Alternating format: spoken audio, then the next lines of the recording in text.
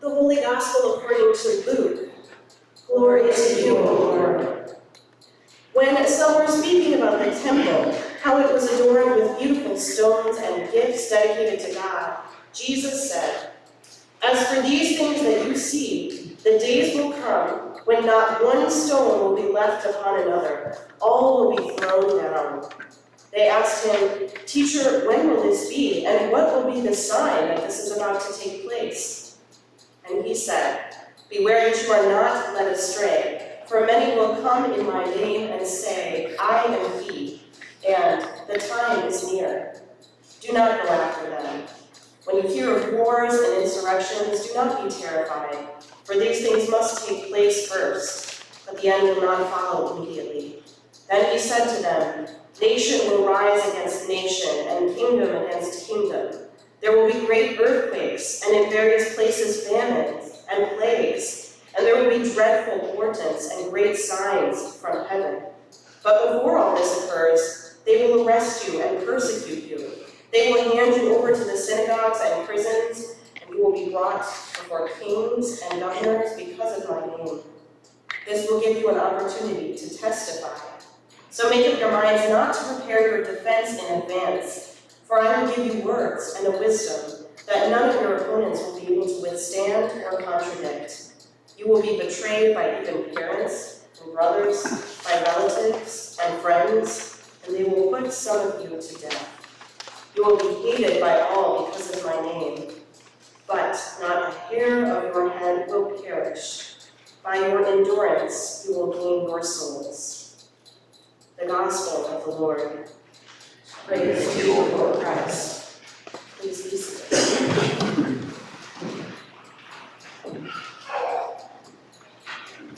You need that blanket of comfort now after hearing that gospel.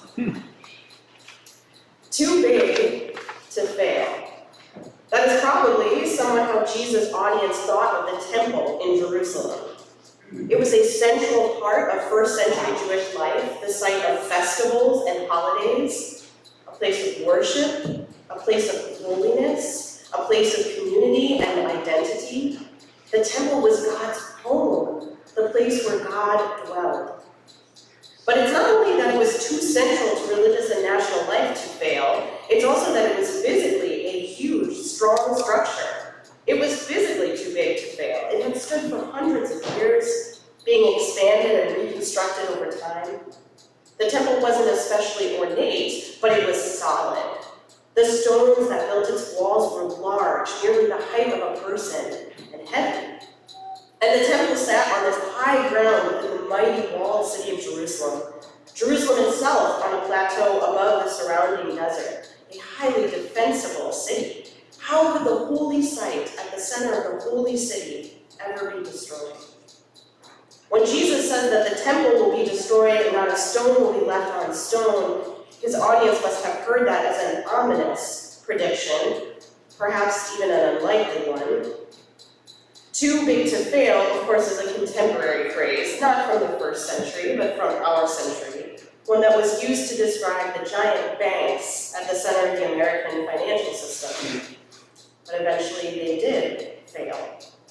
And it turns out Jesus was right about the temple, too. A few decades after his death, Jerusalem was sieged by the Roman army, and the temple was destroyed, a devastating, cataclysmic disaster.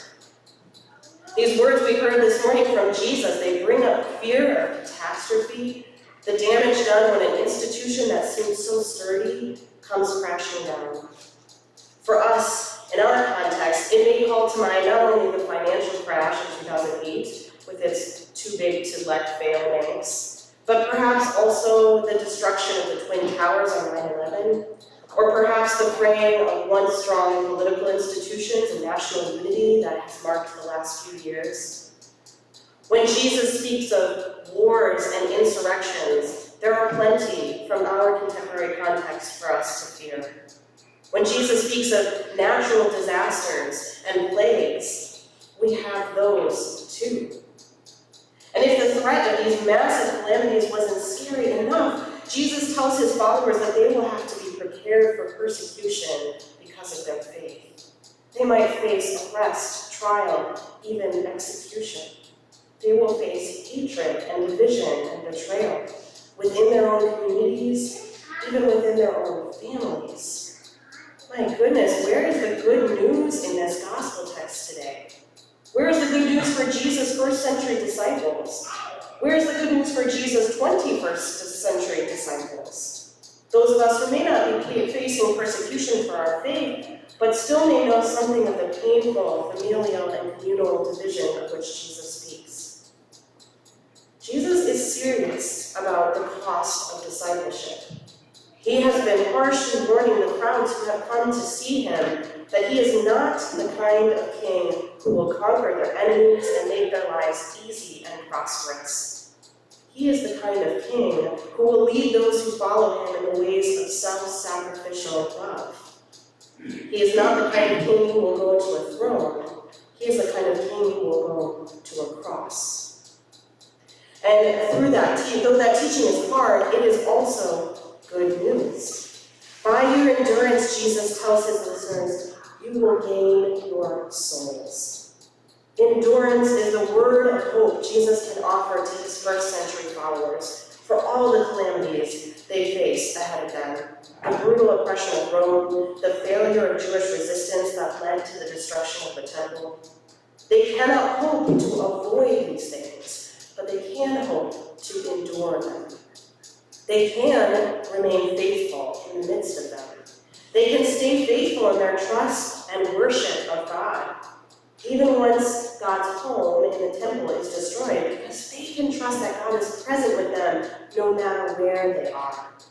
They can stay faithful to following the way of Jesus, loving even their enemies as Jesus has taught them, serving even strangers as Jesus has taught them. They can be a presence of mercy and compassion no matter what it costs them.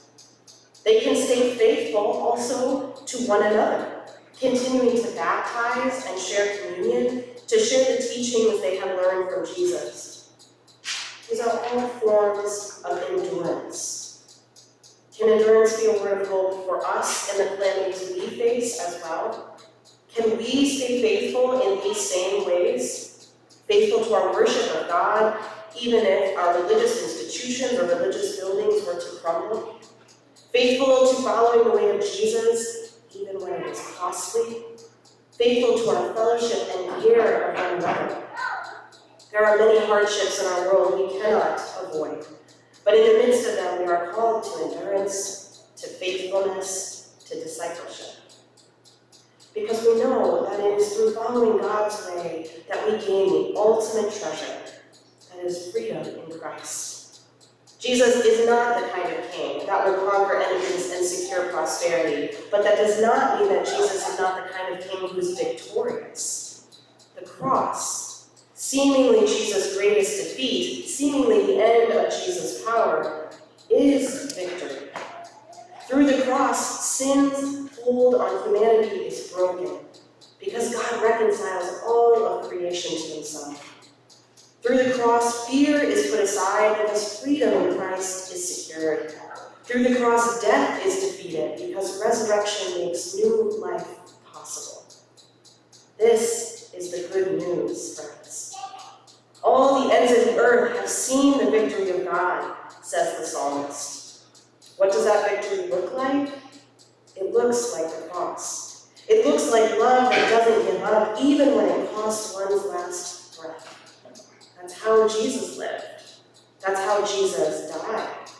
And that's how Jesus was raised again to new life. Jesus, the embodiment of mercy and forgiveness and love, to the very end, and then even beyond that. Because goodness is stronger than evil, always. So don't be afraid, whatever surrounds you. Put your trust in God, your salvation, your strength, your might. Whatever you face in this life, God is stronger.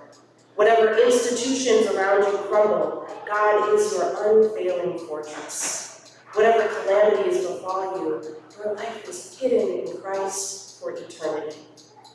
And because of all this, you're free. You're free to go into the world even in the face of all all its ominous catastrophe. You're free to go into the world with love, not fear, with mercy, not judgment, with compassion, not self-preservation. The hurting world needs the good you can do. This is what Paul is writing to the Thessalonians about. They're sure the end is at hand. They're sure the disasters they face will destroy the world. But Paul tells them no matter how late the hour, they are still called to witness to God's compassion through their words and their actions. Brothers and sisters, do not be weary in doing what is right, he tells them. Don't give up. Endure. Your neighbors need you. Your community needs you. You may have heard this before, that Martin Luther is quoted as saying, "If the world were to end tomorrow, I would plant a tree." The world's destruction is no match for God's renewal. There is yet hope. There is always hope. There is no moment when things are too far gone for faithfulness to matter. It always matters. So all of this scriptural advice that we heard this morning from these ancient voices, it's still potent and relevant for you today. Do not be afraid of what is to come. Root your trust in God. Follow Jesus in the way of the cross. Know that Christ's victory has freed you from sin and death, has freed you to go into the world in love. Don't grow weary in doing good. Endure in your faithfulness. Plant your literal or metaphorical tree, even in the face of looming destruction, because new life in God is always at hand, right now, and right now, and right now. Thanks be to God.